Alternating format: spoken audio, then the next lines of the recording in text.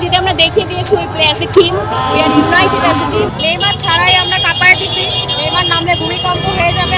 আর্জেন্টাইনের মতন এত ছোট দলের সাথে খেলা, জাপানের সাথে খেলা হয়েছে, এটা আমি মনে করি অলমাইটি টিমের সাথে খেলা হয়েছে। ওদের যে ট্যাকটিক্স দেখলাম, যে খেলার ধরন দেখলাম, বিগ ম্যাচগুলো বা আরো বড় কোনো এবং আরো কঠিন কোনো টিমের সাথে খেলা করলে আমাদের হয়তো সন্দিহান বা আমাদের মানে খারাপ সময় আসতে পারে। সো আমি বলবো না যে আমরা জিতবো, তবু আমরা আশাবাদী যে হেক্সা জিতবে।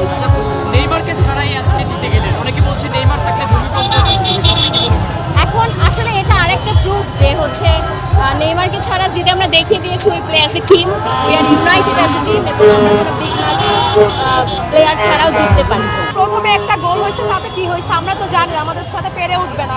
তো আমার আশা প্রথমে যেমন ছিল লাস্টে ঠিক একই আছে। নেইমার ছাড়াই আমরা কাঁপায় দিছি, নেইমার নামলে ভূমিকম্প হয়ে যাবে। আমার ফার্স্টও এক কথা, লাস্টও এক কথা। তো আগামী খেলাগুলো কেমন হয় আপনারা দেখতে থাকুন। আমরা হচ্ছে মুখে বিশ্বাসী না, আমরা খেলায় বিশ্বাসী। বা হচ্ছে যেহেতু ফিফা ওয়ার্ল্ড চলতেছে, মাঠে বিশ্বাসী, আমরা ঘাটে পথে বিশ্বাসী না। অনুভূতি অনেক ভালো, অনেক ভালো। আমি মানে আজকে রাতে মানে আমার কি হবে আমি মানে বুঝতেই পারতেছি না। আমার গলা টলা সব ভেঙে গেছে। আমার অলরেডি ফার্স্ট গোল কনসেপ্ট করার পর আমার ফ্রেন্ডরা সব আমাকে ফোন দিয়ে আমি ফোন সব ফ্লাইট মোডে দিয়ে দিছি। ফোন এটা ফ্লাইট মোড থেকে অন করছে হলো আপনার গোল যখন ড্র হয়েছে তখন আপনার।